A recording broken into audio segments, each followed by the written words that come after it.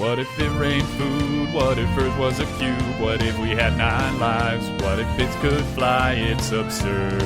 If money grew on trees, if we didn't have knees, if we walked through life slightly magnetical, it's absurd. Absurd Hypotheticals. Hello everybody and welcome to Absurd Hypotheticals, the show where we overthink dumb questions so you don't have to. I'm your host Marcus Lehner, and I'm joined here today by Chris Yee and Ben Storms. Say hi, guys. Hey, I'm Chris. Hey, I'm Ben, and I read the most incredible news story the other day, and I absolutely have to share it with you guys. Like the most incredible, or literally the most incredible? Literally the most incredible. Similar to the most incredible story. Like literally the most incredible. Yeah, literal. I mean, okay, that's a bold claim. I will say like the most incredible, similar to, as Chris has posited. So basically, this is it starts off pretty simply. Basically, there's this guy in China, who wanted to get one of his competitors killed. You know, like you do.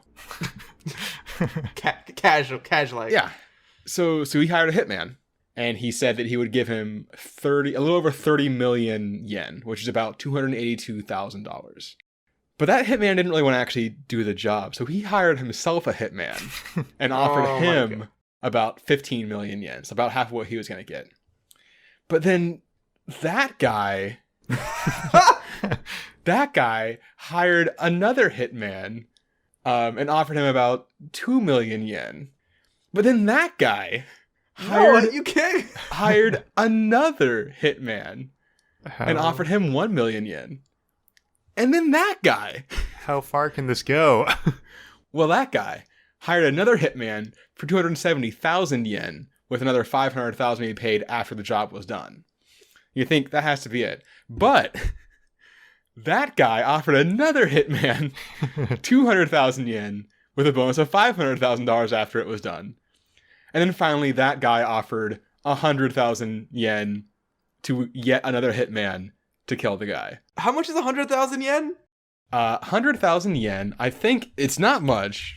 It's like $1,000. Yeah. Yeah, what's this? This last hitman is getting gypped. Just under $1,000. It was $920. So yeah, first off, last hitman has some better standards. Clearly. Well, actually, we say this, but the way the story actually ends is that last hitman found the guy in a cafe, told him there was a hit on him, and proposed that they fake his murder by gagging and binding him and taking a picture to send back. Which he agreed to do. So they took the picture, and then the guy just went to the police and turned him in, and it went up the chain, and they all got sentenced to prison. This is the best. So if it played out, how much money would each of the hitmen have made? Well, the first one makes 15 million. Yeah, the first one makes 15 million, which is... So that's like I guess the first two... Well, no, hold on. The first one, yeah. So would get about $140,000. The second one would get... Close to 100, right? Because 2 million was the next guy? The next guy was gonna be 15 million yen, and then, 2 million yen. So a good chunk. But then from there, he was gonna give up about a little over half of it. The next guy was going to give up all but 70,000 yen. He was going to take on a conspiracy for murder in order to make $700. He's just really lazy. Yeah. The question is this the common scenario where are most hitmen just hitman brokers? I really hope not, because that takes a lot of the idea that the people who actually do the killing are the ones who make so little money seems just very sad to me, you know? Like imagine if John Wick was like this. Right. I feel like John Wick would negotiate better. That's probably true, yeah. Yeah. It's just so many It's amazing. levels. Well, what's incredible, this is a Coen Brothers movie. Yeah, there's definitely going to be a movie made on based on this at this some should point. be a movie, yeah, at some point, because it's just such a good story. This is gonna be the next Rat Race. Yeah. I actually just watched that for the first time yesterday. Didn't even know that movie existed. And then I saw the cast. I'm like, what? How did I not know about this? You never heard of Rat Race before? No. I had no idea that movie even existed. So actually, I'm not sure if I ever actually saw Rat Race, or I just remember seeing the trailers and thinking, that looked kind of funny. I've seen parts of it. I don't think I've ever seen the whole thing. It's probably a parts of that movie for me too, where it's just been on TV and I've seen, 15 minutes here and there. All right, I just wanted to share that because that was a fun thing I learned about. Go watch fair. Rot Rates if you haven't. If you don't know what it is, go watch it, and you'll learn all about all these cool 90s comedians. Wasn't like Whoopi Goldberg in there? Yep. Whoopi Goldberg, John Cleese, Mr. Bean. Yep. Yep. I remember Mr. Very Bean. strong cast. Anyhow, we have to go to our podcast now. Yes. We have to do our podcast thing. And on this podcast, we answer hypothetical questions. And our hypothetical question for this week is, what if you got 1% stronger every month? So, to qualify it, we are going to say we start off at our current age of 28. Yeah, all three of us are 28, so that's why we start there. Yep. And from there, you get 1% stronger every month, and it's compounding. So, like, if you have a 100% strength month 1, then you'd have 101% the next month, and then it'd be like 101 point, or be like 102.1, because now you're multiplying 1% on 101. So it does scale up, and it kind of slow at first, but it gets pretty crazy, as you'll see once we go through the numbers. So I was kind of looking at a bunch of things that you could do with like super strength, and we've done a few of these about like getting super fast, getting super tall. And I actually found strength to be one of like the less useful ones. It was weird. Like you would think it would be so cool to just be super strong, but we build a lot of machines to do things. Mm-hmm. But there's one point where being a big strong man is exactly what you want to be, and that is being literally a strong man at a circus. So my idea was I wanted to see if you could just one up and reinvent the strongman acts of history and just do much wilder, crazier versions of them. So the first question is, when can you actually start being a strongman? Or in this case, the strongest strongman. So currently, there's a lot of like deep lore from like the 1500s about strongmen and about the feats that they could do. I decided to say that I was going to use the modern record for the strongman. That seems safe, yeah. Yeah, from like 2013, the man Zaidrunas Zavakas of Lithuania. And so he can bench press 628 pounds, and he can deadlift 900, which is just like bonkers. And we actually have to wait from our age of 28 all the way until we're 40 years old in order to match this strength level. So we have a little bit of time to kind of just like invent our character, sew up our costume, I guess practice form like of lifting. Do you have a character you've come up with? I don't. I was thinking about doing a whole persona, but for all the different acts that I was looking at, they didn't quite cohese into one beautiful act. So what I'm gonna do is I'm gonna let you the listener, you get to imagine yourself as the big strong man, and imagine what you look like, and then send us what your strong man name would be and what your cool trick would be. So the way I'm going to do this, I'm going to just go through some milestones, and as we're able to reinvent the strong acts, and I think in a fun way, we'll go into them. And so the first one isn't exactly a famous strongman event, but there is a thing called weight juggling. So right now, the world record for weight juggling is about 20 pounds, which means somebody was able to juggle a bunch of, I guess bowling balls don't get quite that heavy, but bowling balls that weighed about 20 pounds each, which I was like, that doesn't seem like a lot. And then I imagined trying to like just toss up bowling balls like in quick succession. And yeah, that's pretty cool. Yeah. So are they like normal juggling size? Well, they can't be quite normal juggling size. There was actually little information about this. I kind of assumed that the list of records for juggling would have been quite exhaustive and like minutiaed, like just based on what I imagine jugglers are like. Right. Like you would think they'd keep on their records. Like there's records of exactly how long you can juggle 13 or 12 or flashes or, extended periods, all these different juggling terms I knew nothing about. But no one was like, what's the heavy things you can juggle? But I did find that 20 pounds is the record. And so by the time we're about 55 years old, so we've been going on our career a little bit, and now we get to really do a big act. We can juggle something that weighs about 120 pounds with about the same level of effort as someone juggling about 20 pounds. Which means we can start juggling people, which I think would be awesome. Because you get 120 pounds, you get like the acrobats, and you just start juggling them. Like that's just badass. Moving on from age 55. I'm going to jump us right up to retirement age, which is not our retirement age, because there's so much more that we can do. Yeah, I imagine we'll get more useful as we get older. Oh yeah. Yeah. We're gonna be like the dude from like the Japanese anime who's like this old dude that's like, quiet and meek, and then he rips off his shirt and he's just jacked to shit. That's gonna be us. We'll probably die from our muscles. That's how we'll die. We'll die from our muscles. Cause of death, muscles.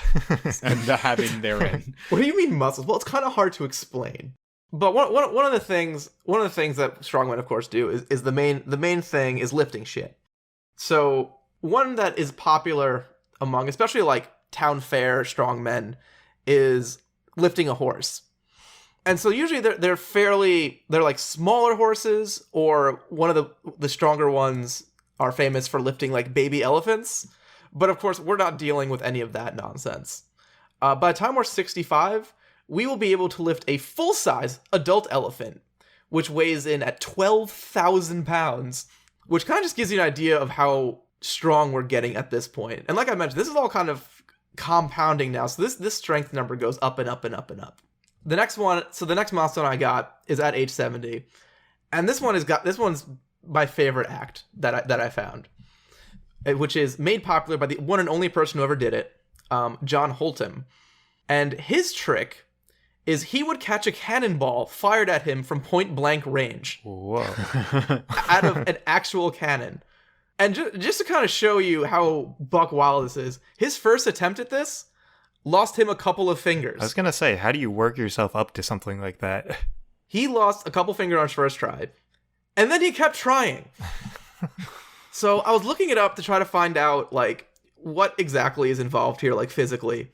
And so I was looking at like standard, because it just said standard cannon. And so standard cannon. Yeah, like you get at the grocery store. Yeah, the standardized cannon. So I was looking at standard cannonball sizes, and they vary from 4 to 42 pounds. And so I was like, oh, okay, so this is not so crazy. But then I was looking at it, and like the smallest ones, the 4-pound cannonballs, they're like 3 inches in diameter. And I'm like, well, I can't imagine you like trying to catch that, because that's more like bullety than, thicker. So I was like, oh, maybe it's like a 12-pound ball or something. And then I was doing a little more research on them, and I found out the cannonball he was catching was 50 pounds. So it wasn't a standard cannonball. It was bigger than a standard cannonball. You can't get it at your grocery store. You have to go somewhere else. Your specialty cannon store. So he literally would just let a 50-pound cannonball just shot at his chest, and he would just fucking catch it. And like all he had was like gloves and like a light chest protector. But of course, this is a real man feat. We gotta one up him. So doing kind of scaling up our strength, assuming that the strongest man at age 40 could catch this 50-pound cannonball. By the time we're age 70, we could catch the cannonball equivalent of 1,800 pounds. This happens to be exactly the weight of a projectile from the world's largest cannon, the Tsar cannon, which was built in 1586, which is a 890 caliber cannon, which means that the cannon barrel is 890 millimeters in diameter, or 2.9 feet. Wow. So we would be able to go ahead and catch this cannonball, although there is a bit of risk with it, because one of the things I was reading about was one of the part of the act that he said was trickiest was actually dropping the cannonball fast enough, because the cannonball would be very hot when he caught it, and he realized if he catches it and holds it, he would burn his hands. And I know whatever fingers he has left at this point. I like that this guy who was literally catching a cannonball was like, but no, the real problem is that it's pretty hot, so you gotta put it down fast.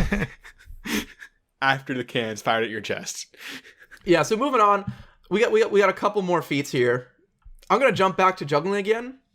So at age 82, we can one up the act that I found, and one of the more famous strongman feats is to lift up a ship anchor from the ground.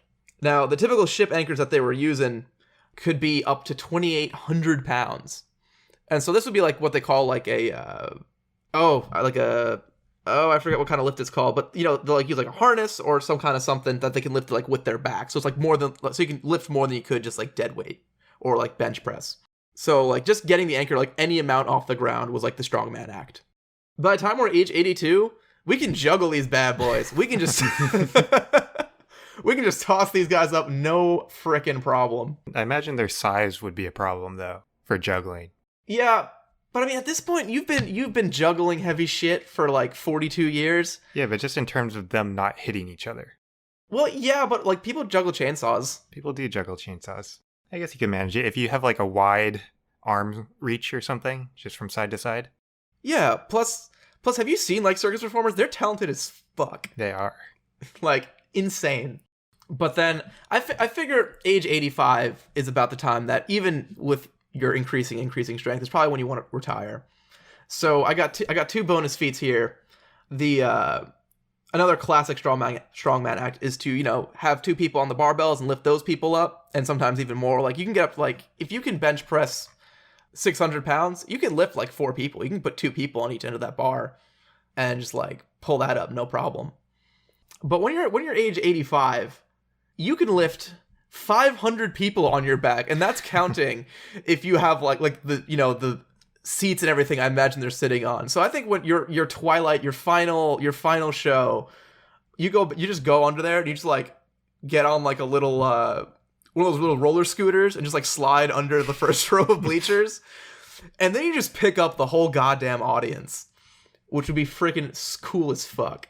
And then just for a bonus, you're gonna grab a barbell, a lifting bar, and you're gonna lift up 2 full-size elephants with your goddamn teeth. Because why not? Because why the hell not? Just because you can. And that's kind of my act, but I did want to give a shout out to 2 just fun facts I learned about strongmen in my research. And this one's just a fun sentence. In 1741, Thomas Topham, aka the British Samson, lifted 3 barrels weighing 1,300 pounds to commemorate Admiral Vernon's taking of Portobello, which led to England's takeover of Panama. I don't quite understand how those things are related. All right, we've conquered Panama. I'm gonna lift up these 3 barrels, guys. Because why not? and the second one here, a special shout out to Sigmund Breitbart, who was hammering a railroad spike with his bare hands through a 5-inch oak board that was resting on his knee. The nail pierced his leg, and as a result, he contracted blood poisoning. After 10 operations, including amputation of both legs, Breitbart died 8 weeks later. Which is both the most badass and dumbest death I've ever heard. Yeah. He basically punched a nail into his leg. A railroad spike through a 5-inch oak board. Was Have he you ever... punching it with his fist, or was he like open palming it? I think he was punching it with his fist, like a hammer down, like the bottom of his fist hitting it. There was an image of him like leaning and like the piece of wood across his leg and smacking it. Yeah. But I like the idea that not only can you hammer a railroad spike through a 5-inch wood board, that you can do it so effortlessly that you pierce your own leg. Right. But yeah, that's my strongman facts. It's interesting. I had a lot of fun not looking at the strongman. That sounds super weird. Get me out of here. Get me out of here. Chris, you're next, right? Yeah, so you looked at strongmen and you ended with someone piercing themselves and killing themselves. I want to try to prevent that. Because obviously you're going to be pretty strong by the time you're old. And there's a common phrase, you don't know your own strength. You're going to end up like breaking everything and hurting everyone that you're around. You don't want that to happen. And I imagine once you get older, it's going to be kind of harder to control just because you're getting stronger at such a fast rate.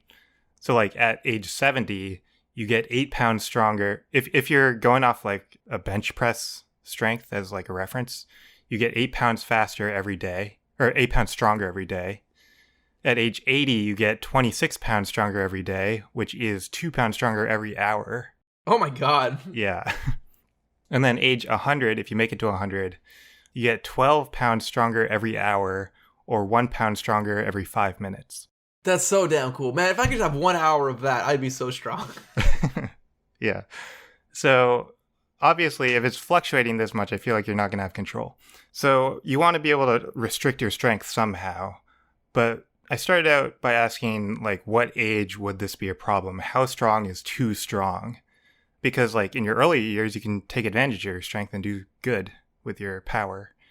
So the metric I used for too strong is holding a wine of glass. A glass of wine? Yeah, a glass of wine. So in order to hold a glass of wine, I need to find like the amount of force you have to put on it to create enough friction to counteract the weight of the wine glass going down. So I had to find the coefficient of friction of your finger on glass, which is kind of really variable depending on a bunch of different factors. Like how much like sticky things you've touched that day? Yeah, like humidity, the glass surface, each individual finger is different. And again, if you just like if you just were like, oh man, I need some honey, and just dump both your hands into a big jar of honey and ate it like Winnie the Pooh. Yeah, you could be Winnie the Pooh, super strong Winnie the Pooh. You never know. That has to be someone's fetish. I'm very sorry. Muscular Winnie the Pooh. Yep. God, what age are you exactly as strong as Winnie the Pooh? How strong is he considered strong? I don't. He's a bear, I guess. mean, yeah, but he's also a stuffed animal. He's a Right. stuffed animal. I think that one takes precedence. I'll write Christopher Robin a letter. Yeah. So the number I came up with for the coefficient of friction was 1.96, and that was based on 66 samples that someone took somewhere. So that's the coefficient of friction I used. Now I need to find out how much the glass of wine weighed. So there's actually a standard for a wine tasting glass. Of course, there freaking is. Yeah, the International Organization of Standardization has a specification on wine tasting glasses. And Wait, back up. Hold on. This specification is not from some sort of wine board. There is a like board of specification that just specifies things. I guess so. Can I get hired there? That's Give amazing. me that organization. The International Organization of Standardization. That's incredible. Yeah, so you could work there and you could just be like, this is the standard sausage. What's their standard work week? Yeah, but the standard wine glass or wine tasting glass is, it has a capacity of 215 milliliters, which is about 7 ounces of wine. So that's like the amount of wine we're going to use. The density of wine also varies. So it depends on like the alcohol content and the sugar content. But 13.5% alcohol wine with a 0.2% sugar content has a density of 0.063 pounds per ounce. So a full standard wine tasting glass will have 0.44 pounds of wine in it. And now we need to know the weight of the glass itself. And for that, we need to know how much the glass weighs. The standard called for the glass to be made of not like normal glass, but like lead crystal. It was basically like glass infused with lead. And they specified 9% lead. It's very specific. I don't know why they need to be so specific. But There's the board of I mean, standardization. they have an whole organization devoted to That's it. what they Yeah. do. So I found some similar glasses. I don't know if they're 9%, but I found some on Amazon. I compared a bunch of them, like the weights of a bunch of them, and I ended up with 0.3 pounds. So the total weight of our full wine glass is 0.74 pounds. So to resist that, with the coefficient of friction that I found, we need to apply 0.38 pounds of finger force on the glass to hold up the glass of wine. And that is the base we're using for like our normal strength. Now I figure once we get stronger, we're going to apply the same force, but we're going to apply the same effort, but it's going to apply more force to the glass. So that's our base effort. I want to figure out at what age does that amount of effort break the glass?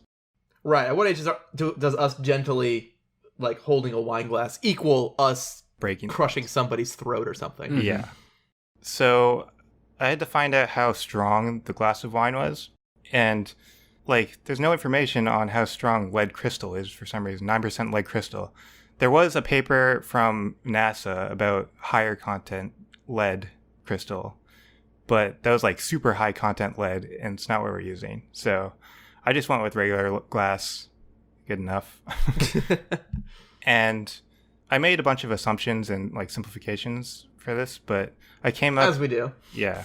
I came up with a finger force required to break the glass. You need to put a finger force of 145 pounds. That makes sense to me. That sounds right. Yeah. So if our strength is increasing at 1% every month, we'll reach that finger strength, at age 72, which is 44 years after we start. So that's actually plenty of time. We have a lot of time to prepare for this age where we hit too strong. Although there's a good period in there where everything you grab, even daintily, is getting crushed by 140 pounds of force. Yeah, true. But then it gets worse. Yeah, then it gets worse. So once we hit 72 years old, we need to somehow restrict our strength. So I used like the age 72 as like the baseline. So if we get stronger, we need to restrict our strength that amount to get back down to the strength of 72. So what are some ways that we can restrict our strength? The first thing I thought of was just weights, like a weighted suit or something. But that really only restricts your upward strength. Like if you try to push something on a table, then it'll increase your strength. Right. It just makes you much more have much more momentum, which is a bad thing, I think. Yeah. It's not really the best choice. So the next thing I found were these resistance suits. They're basically like workout.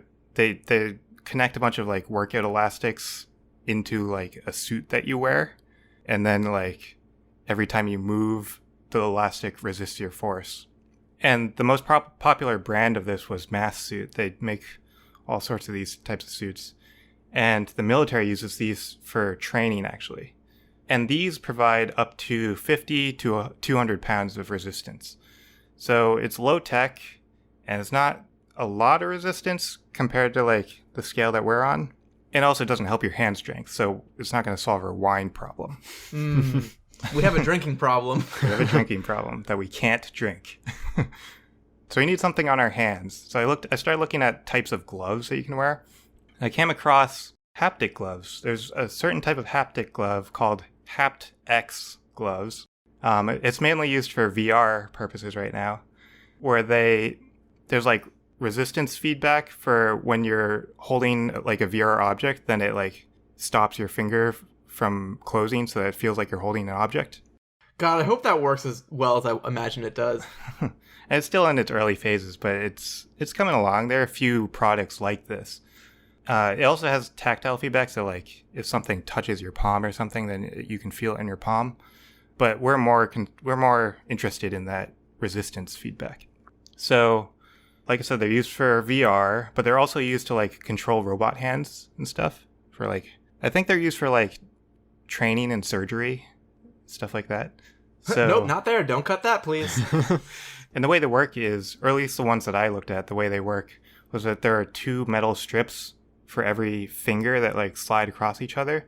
And whenever they want to apply a resistance, they put a voltage through it. It creates a magnetic field, a magnetic force. And those 2 metal strips like lock together so they can't move anymore.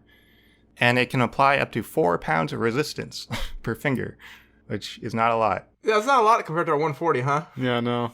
Like in our 80s and our 90s, we need resistance up to like 1,000 pounds. That's the scale we're on. So 4 pounds is not going to cut it. The reason that they use systems like this is because they're lightweight, but we don't really care about lightweight because we're super strong. So we can use some of the more stronger systems. So I started looking at like robotics, because robotics have a lot of heavy resistance things. And I started looking at specifically robotic exoskeletons. So there are various companies, various variations. Like Samsung makes one, LG makes one. They're just like exoskeletons that you wear that like help you walk. They actually use them for like physical therapy and like helping people that can't walk. Those things are super cool. Yeah, they are really cool. But we need something a little stronger, so I started looking at more like military grade things. And there's a project called Talos, which is short for Tactical Assault Light Operator Suit. That sounds exactly like the evil thing that takes over in the dystopian future. It does. We engineered the Talos system to be the world-saving technology, and then it turned on us in the dark. I don't know why it had to be dark. It has nothing to do with robots. It was nighttime. Just so happened Robots to be nighttime. have lights. Yeah. It makes sense. It all tracks. So these are used in military, and they're supposed to like enhance your strength, basically. They're basically like the suits from Edge of Tomorrow, if you've seen that movie, that Tom Cruise and Emily Blunt wear. Yeah, they are really good. That's a really good movie. But yeah, they're supposed to enhance your strength. But I figure we could probably like reverse the enhancing strength thing to just resist your strength. That should work. Yeah, just reverse engineer it. That's how that works. Yeah, that's what that term means. Reverse engineering is just making everything work backwards. Yeah. I reverse engineered my car this morning, got my parking spot. It's always a pain for the pilots when they have to reverse engineer the plane from going up to going down mid-flight. Yeah, it's real tricky. It's pretty impressive. That's why you get paid so much. Yep. So they actually stopped this. They put this project on hold this year in 2019, which is unfortunate for us. There is a company that's still developing them for military and industrial use. It's called Sarcos. And they have a model. It's called the Guardian XO. It can lift up to 200 pounds. And then the Guardian GT can lift up to 1,000 pounds. So that's more like our scale. We can use that, especially in our gloves. We can use that in our gloves to resist our fingers. That's plenty of resistance. So now we can drink wine. But in terms of like full body movement, it might not be enough. So like if we're using the bench press as a reference again, in our 80s, we reach around 100,000 pounds of lifting strength. And the baseline that we need to get back down to for age 72 is 29,000 pounds. So there's a big gap there. Oh, yeah. So we need a lot of resistance. So I started looking up the world's strongest robotic arm. And the world record for the strongest robotic arm is, the model is called M2000IA 2300 Super Heavy Payload Robot, made by... yeah. Someone without a degree in marketing. Right. They're made by the Fanuc Corporation.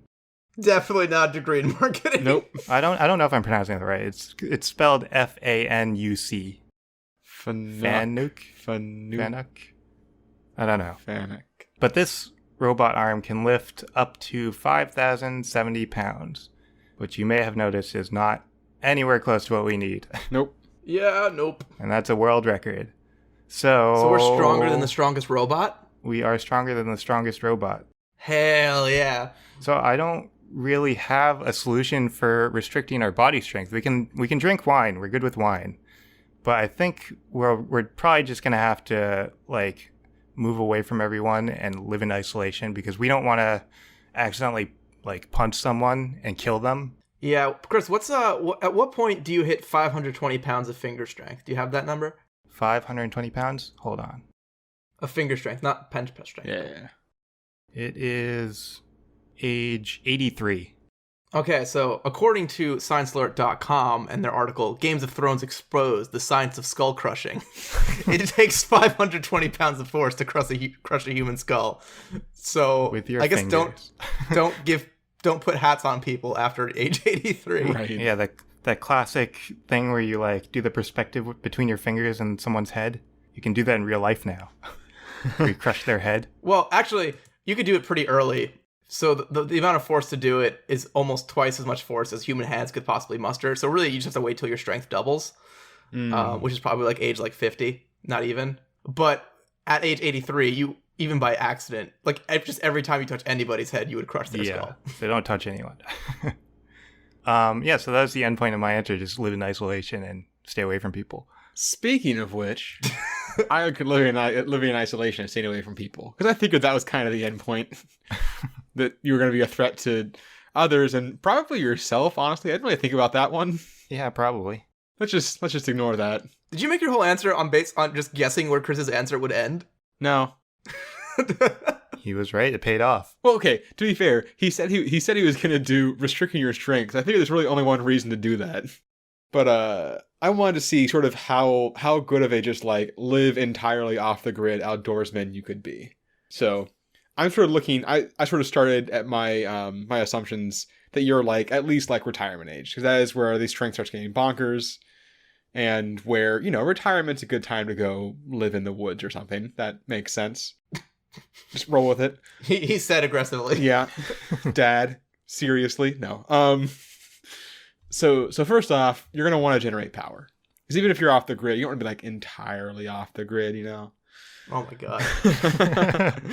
So a like standard like average US home uses about 30 kilowatt hours of power per day. And even if you do like a really small, like efficient, like tiny house type situation, it's still going to be 3 to 5 kilowatt hours per day. I decided to sort of go with that range just to make it sort of easier to deal with. So I think I'm going to use 4 kilowatt hours. Just, you live on your own, you can downsize a little bit. It'll be fine. So the average person on a bike generator can generate roughly 100 watts, which would mean that you'd have to ride the bike for 40 hours a day to power your house, which is clearly untenable.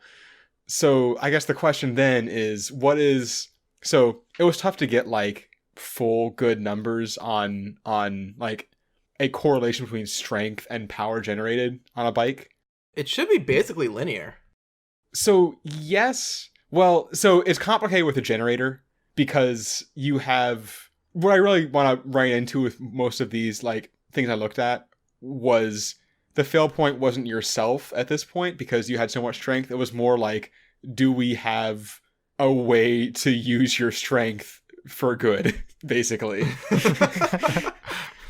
So I looked basically for this, the peak power that someone has generated with a bike.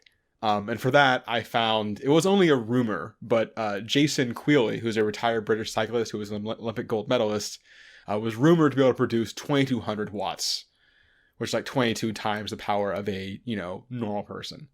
So obviously, I believe that was more of a peak wattage than a sustained one, but you have god legs, so I think we could sort of cut you some slack on that. So at that rate, it would be around 109 minutes a day to power your house. That's also a little fuzzy because you lose some, because the generator is a 30% loss, so it's actually more it's a little like 2.5 hours, but that's workable.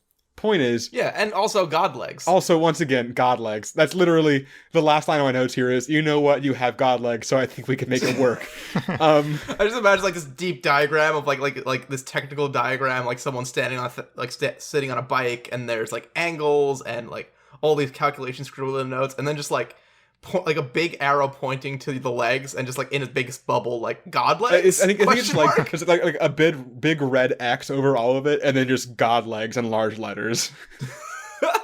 So I don't have super good numbers on it, but it is certainly possible to power your house with a bicycle if you have god legs. Did you just almost say powerable? I did not almost say. I did in fact say powerful.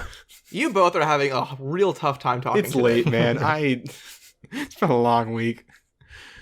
Second off, hunting. Because, out in the woods, gotta get your food, somehow, so gotta figure I thought you were still talking about your week for a second. It's it's been a long week. Second off, hunting is the other reason I can't talk today. You know how it is. No. Back to super strong old man. So I was hoping I could find some absurd way to have an absurd bow that shoots, the speed of a bullet, basically. So sort of as a point of the scale of all this, with a bow you have a draw weight for it, which is basically the amount of force required to pull it back. The standard for an average man is 55 to 65 pounds, but they make them to go up, to 100, 120. Those are grossly impractical, but they exist. And basically, as you increase the draw weight, the flight speed of the arrow increases. And it's roughly 2 feet per second for every 1 pound of draw weight. The problem is you can't really just scale up a bow that way, because the way a bow works is basically all the energy of the shot is contained in the bow. That's where it comes from, is the torsion of the bow. And at a certain point, the bow is just going to explode in your hands. So once again, I try to find the strongest bow that man has wielded. And the beefiest bow I could find, according to World Archery, which is the International Archery Federation, the distance record for a compound bow was set back in July of 1992 by Kevin Strother, and he shot a compound bow 1,320 yards, 1 foot and 3 inches, which is about 3/4 of a mile. And apparently the record has not been broken since then. So I looked up Kevin Strother. He's actually a guy who, for his job, designs bows, and he built the bow that he used for this. And I found this out because he used to frequent archerytalk.com, which was an archery message board. And he talked about this actual event. So this bow had 195 pound draw weight, which one is stupid. And he clocked it after he actually did the distance firing, and he clocked it over 640 feet per second. That is very fast. However, it's not bullet fast, unfortunately. A 9mm bullet the muzzle velocity is like 1,200 feet per second. So we're still like half of that. At that like 2 feet per second per pound of draw weight, you need like a 495 pound draw weight to get to that fast. So that's probably not possible. Because as far as I can tell, it really is a like, that's what the bow can do thing here. Because he fired. You can't just make it out of a different material that can handle that. So well, you need to find a material that will bend and then snap back. That's Right. the problem. The question is even if you get like a steel bar, if you can get one that once you pull it back, once you deform it that much, that it'll snap back with that Exactly. same, with that same force. And so it's not like he fired this once and stopped, like his strength was the limiting. He shot it 70 times that day. So 70? yes. So I have to imagine that when you have this guy who literally designs bows and is strong enough to fire this 195 pound draw weight bow 70 times a day, this is kind of reaching the upper limits of what a bow can do. So you can have a really good bow that can shoot real fast. It's just not gun fast. I really tried. Why can't you just get a gun?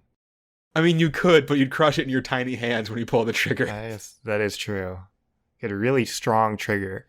Or I guess not tiny hands. You know what I mean? Anyway, yeah. You get the idea. Anyway, you can probably hunt pretty good with that bow anyway, so we'll just call it a day on that one. And finally, you may have noticed I haven't really, had any stupid feats of strength yet because I've been sort of hamstrung by technology. So I needed something you could do that was just like dumb. So you have to get firewood. So my main question was, can you uproot a tree with your bare hands? Oh, yes. Because that's just the most efficient way to do it, right? If you can, cut out the whole middleman, just pick up the tree and take it home. Karate chop it with your hand. I mean, probably. These numbers are so stupid, you probably could. And I couldn't find the good numbers on how much force it takes to uproot a tree, but I did find a paper called "Forces Required to Vertically Uproot Tree Stumps" from the Finnish Society of Forest Science, which I don't really know. I could still, no matter how many times I read it through the abstract, I couldn't figure out exactly why they were trying to figure this out. Well, I mean, it might be, you deforest a bunch and you're like, oh shit, I got all these stumps around. I don't need these. I need to continue destroying the forest. Well, no, but here's the thing. So people already pull out tree stumps by pulling them out horizontally. You put a chain around them or whatever and do that and put them on a truck and pull it. They just want to figure out if you pull it straight up, how much force it would take. I don't know. It was a whole thing, whatever. But they did the work. And it varied by the size, size of the tree stump and the composition of the soil. Wet soil made it easier and dry soil made it harder, which kind of makes sense. But sort of the thing that they saw was that none of the tree stumps they observed, which they looked at a lot, it was hundreds that got pulled up. It was kind of crazy. They were very thorough. And none of them required more than 60,000 kilonewtons of force. So the question is, can we do this? So if you think about pulling up a tree stump like that, that's basically a deadlift, a very extreme deadlift. The untrained deadlift weight for an average man is 155 pounds. That's the number I found. So a little more than the bench press. And at 65 years old, we'd be able to deadlift 12,853.5 pounds. You convert this into kilonewtons, you just do F equals ma. Your acceleration is gravity. Winds up about 57 kilonewtons. So just under that 60. So even at 65, you should be able to get most of the stumps out. And by the time you're 66, you can get them all out. And the question is, can you get the whole tree? So an 80-foot hardwood tree with a 24-inch diameter weighs roughly 20,000 pounds. So in order to actually rip that out, from the roots, I'm assuming that it's basically just the stump plus 20,000 pounds because that's how, this would work. No, that'd be accurate. Yeah. So you have to deadlift about 33,000 pounds, which you would hit right before your 73rd birthday. So yes, you could uproot trees for firewood. And I imagine you could uproot it and you could swing it like a bat. Probably. Yeah. That's efficient hunting right there. Yeah. You just go into the field and just hit all the things in the field with a baseball with a tree. Yeah. All at once. All at once. Very efficient. That's what I did. You are terrifying and no one will ever come near you because you are throwing trees at them. So you can live out your life in solitude. It'll be great. Guys, I know we have to do this Would You Rather now, but I do want to share an article I just found because we were talking before about the International Organization for Standardization.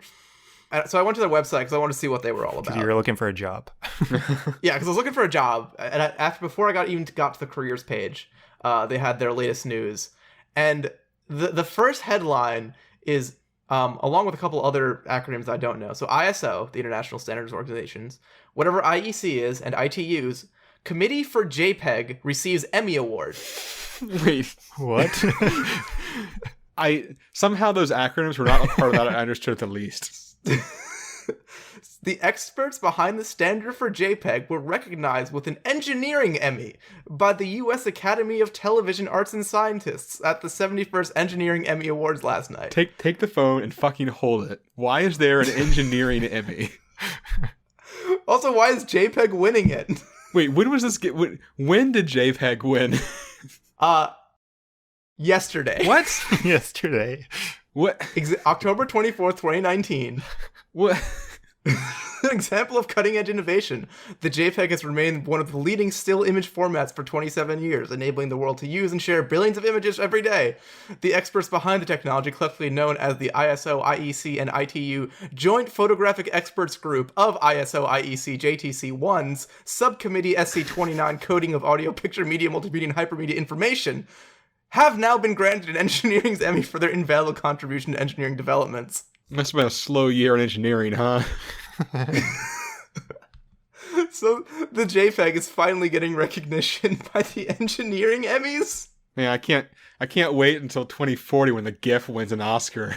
Yeah, how did they decide Emmy over Oscar? I don't know. I guess like if you have to be a primetime engineer to get the Emmy. Anyway, would you rather? Would you rather? I don't know. I don't even need anything more out of this episode besides that article. But would you rather win an Oscar or a Grammy or an Emmy Oscar for your contributions to a photo? I would rather win an Oscar. That's more prestigious. Clearly, the Oscar is guys, the most no. prestigious. We got one. We gotta do a real one. Okay. And by real one, I mean one out of the shitty book I got here. Would you rather number 651? Topical, aka a little bit late. Would you rather attend a Halloween party hosted by mad scientists or cannibals? Wait, probably mad scientists. Because, well, hold on. Yeah. Well, cannibals, you're pretty much guaranteed for it to be bad, right? Okay, so all right. Cannibals are bad, but not as bad as you think it is. Because if they're inviting you to the party, it's probably not to eat you. How do you know that? Like you don't cook the food during the party. So there will be humans for you to eat there, but it probably won't be you. It's not a great party still. I think the mad scientists are still better. Okay, well here's the thing. Imagine a pig roast. How many people does a pig roast feed? 40. Mm-hmm. So if you a person is bigger than people don't have a lot of meat on them though. People got some amount of meat on them. I mean, we weigh 180 pounds. So say a third of that is salvageable as meat. And then it's 60 pounds, and you have 1 pound per person. If you have a pound of meat per person, which is huge, that's 60 people eating. Probably 100 people could eat up to one person. So there's only a 1% chance. But then you also have to eat the person. There's a 1%. Well, they're only going to kill one person to feed 100, and their party's not going to be more than 100 people. Yeah, but then I'm saying they're going to make you eat a person if you're not the one being eaten. You don't have to eat the food at a party. That's true. You can say you had dinner beforehand. Yeah, I guess that's true. But you're still around people eating people. So I mean, it's not a great scene. Well, if we're talking about safety wise, is what I'm saying. So 1%, the cannibal party, you have a 1% chance of being the one person that gets killed. At a mad scientist party, I feel like there's gonna be way more things that can kill you. It's probably true. But there's also things that could be good. Yeah. You don't know what's gonna happen. It's a lot more interesting. It's definitely more interesting. Cannibal party, you definitely know someone's gonna get eaten. That's the only thing that's gonna happen. Also, cannibals are probably just pretty normal people. So there's going to be a regular party, but someone's getting eaten. So I guess it depends on who the cannibal is, if they're an interesting guy or girl. Right. But I've been to some boring parties before, and there wasn't even anyone being eaten there. So I mean, I feel like cannibals would have interesting stories just like lifestyle stories, like how did you become a cannibal? Tell me about like finding that first person that you had to eat. That'd probably be pretty interesting stories. Like gruesome maybe, but if you can get over that, there's probably some interesting shit there. That's true. Like you get a good story about how the butcher was looking at them very, very strangely.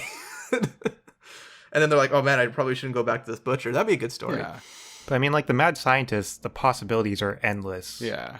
Yeah, but I'm counting that as a negative a little bit. It could be a negative. It could be a positive, though. But the negatives could be really, really deadly. All right, so let's say you have... they could end up killing everyone. That could be a thing. Let's say you and have then you're guaranteed to die. like an 8% chance of dying in a mad scientist party and a 1% chance of dying in a cannibal party. I do admit it's probably higher than 8% that you're going to die at a mad scientist party. That's fair. I guess the question is, yeah, it's like maybe it's like 20% dying at the mad scientist party. But there's also like a 40% chance that the party is really lit and like the best party you've ever attended. Right. Yeah. And the top end of the cannibal party is like, oh, I met some kind of cool folks. We're going to go, I joined their book club. Yeah. Don't eat the finger food. It's fingers. I will also say it is much more likely that cops get caught on a mad scientist party than a cannibal party. Yeah, the mad scientist party is not going to last very long. Right. So that does increase your odds of survival. Well, I mean, there's a lot of ways it can end, though. Like, the ending quickly, there's a lot of ways to interpret that. Do you think there would be any cannibals at the cannibal party who identify as vegan? What does that that mean? possible? How is that possible? Hmm. I don't even really know what you mean by that. I think you could be an organic cannibal, but not a vegan cannibal. It would be hard to be an organic cannibal. Or maybe a previous cannibal who's now decided to go vegan. Whereas like, man, I used to eat people, but now I'm watching my environmental footprint. It's a cannibal that only eats free-range people. Wait, maybe they're a cannibal because they're vegan, because they think eating a person is a net positive effect on the environment. Cannibalism for environmental reasons. I like it. Yeah. Ah, but they'd be so annoying. That would be insufferable, huh? Yeah. All right, I think we've debated long enough. Chris, what party are you going to? I'm going to the mad scientist party. Sounds like more fun. Ben? Yeah, I'm also going to the mad scientist party. I can't turn that down. I was gonna pick cannibal party, but just I don't know why, but you said you can't turn that down. I just got a really cool image of what a really like lightning flashing, lights glowing, potions brewing. Yeah, there's like Tesla coils everywhere. Someone crossbred a gorilla and a shark, and it just like kind of around. Even if you do die, it's gonna be a cool way that you die. Fuck it, yeah, mad scientist party, guys. Mad scientist parties. We have an accord. You know what else we have, Ben? What do we have, Marcus? A Patreon. Oh, I didn't see that one coming. Well, you did because it's on our little structure here for me to talk about it. Let the audience in on our secrets. Well, that's the whole point of our Patreon, because if you want to get in on all our podcast secrets, we have just restructured our Patreon. No more 15 tiers, no more nonsense. We have made everything available for the one cheap, low price of $1 a month. Basically, pay what you want Patreon. And with that single dollar, you get access to all our behind-the-scenes episodes that we release every month. It's a longer form, more casual hangout where we get into how we make the show. We review our past months and say what we really feel about each other's answers and, mistakes that were made. We also just talk about a lot of bullshit. I'm not gonna lie. Like, yeah, sometimes we get way off topic. Yeah. It's basically just a hangout session. Pretty much. If you like hanging out with us, in the weird way that listening to a podcast is hanging out, you can do it even more casually and hangouty in our behind-the-scenes episodes. I love doing them. We do them usually when we're tired and loopy immediately after another episode. Which makes them better. Makes them way better. Which makes them absolutely way better. I think we have like 7 of them out right now. Something like that. Yeah. And so for the price of 1/10 of a coffee that you would purchase in the morning without thinking about it, you can sign up for our Patreon and get access to all this cool stuff. And you can find our Patreon at www.patreon.com/absurdhypotheticals. And we'd love to see you there. And if we don't see you there, we will see you next week, where we answer the following question. What if Earth was made out of Thanksgiving dinner?